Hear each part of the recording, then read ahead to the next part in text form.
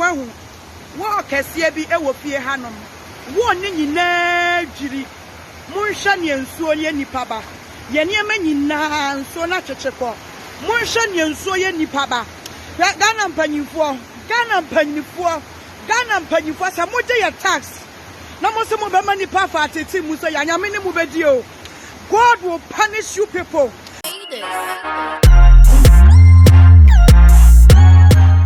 On my way a ye woman no me hu nipa bi ya dwen a ya dwen asam tu obi na unnim asam no baby a free a don't just come and write nonsense. Don't just come and write nonsense. Because of say asama to obi, unnim asam ni routine, unnim the cause of the issue. You just come under people post and you be writing nonsense. And you feel say nipa nyina ne benye skato asase. Baby amiti minti waterland. Baby amiti minti waterlock area. Minti waterlock area. Me was santase. Omo pa ha ebeto aduane wo me hodi no. Omo ni baby amiti. Obi greediness. And na akoso sa havoc we. Edi ama ye nwumre we. Ensuo na eda ayi. Semax hotel ho. Mo amu Kumasi amuni Paraku estate no. Ensu kese bi na eda Semax. Ukọ Semax hotel ho na. Mo hye nyame anim. AC estate wo nsuo na no. Mo hu se nsuo ni bufa so. Ya yete ye ba bia ye innocent. Mo hu ne amakoso ye. Semax ensu kese na eda heya na. Mo hye nyame anim. Esi se musi estate se musi danyo se musi factory na moni tua se nsuo we pa obi ntimi free Paraku estate nko Semax. You people, you know it. Mo hye nyame ni ma beto asase we ayi esi dan ante se ensuo ni to ye ensuo ni bufa so no mo hu ne amode aye nkrofo ma. Mo hu ne amode aye nkrofo ma. Mo hu ne amode aye nkrofo ma. Yeti ye baby a yen ka bi nhyiemu no. Because of momo selfish interest. Mo ko sisi adan baby eni kwanse musisi no. Ensuo ni bufa so no. Mo hu ne amode aye yen. Ubeka obi a wonni masam na se a wonni masam ne hohwe na wo ba obi post na wo tro nkwase asem. Eno na ya na se be ye nyansa na munni ma na se efie ntete ye pa na ya mfa ma mu ofie. Some obia some ba social media, you just come and be right. Aya na ye nyansa pa na munim. Anase sebi mu family no. Omo nyata man tete mu anase ye jimie. Unim baby amete. Unim area me wo. Asem say ya to me na me ya beto social media say empanyimfo hu situation na. Or you can come and write it. Go and call Mahama to come and fix it for you. Who you okay? Unim nyansa pa. O ma metete o.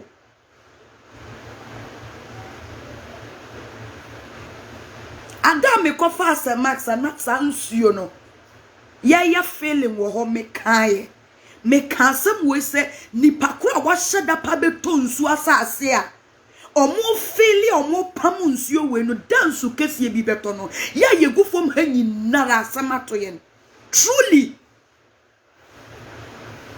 se me choba ne me nyina ko nsuo na twia to the sense say wo ma yedi wo fufuo kura no nsuo na fa ne nyina de ko. Me wedro me yeme nyinara nso na chende ko. I have to restart life again. E was a message brabwasi biem. Then you come under my post and come and write nonsense. Aya mo sa motete mo maame no mu fi aye toma mudi e toma mo hye no mu fi sesa na obi enya no won.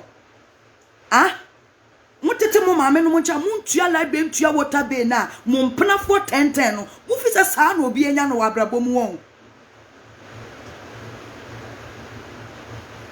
Unim sika e cost me as na me establish a food joint way.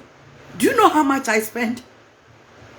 Now within just seconds nsuo ato a destroy bibia.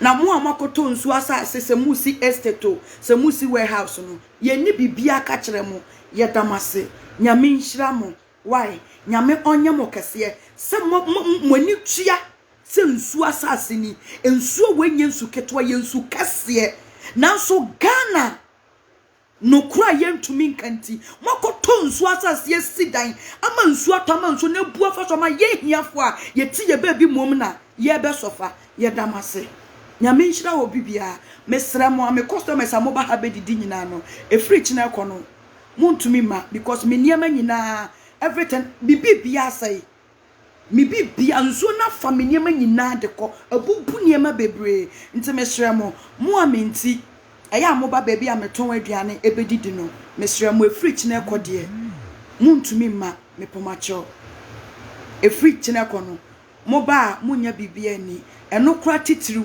ena mama ba life se me customers amoba ha bedidi no mo hange on kakra emfama me na se de in fact bibi ya ye me de obi bia se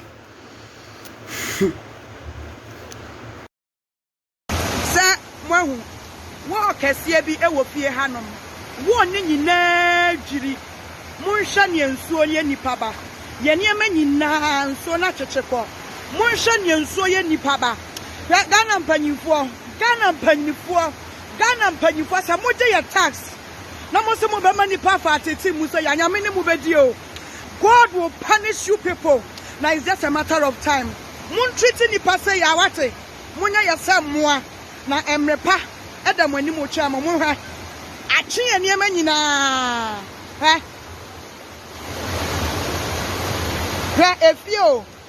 efia ni patimo efia nkola wo mo munhwe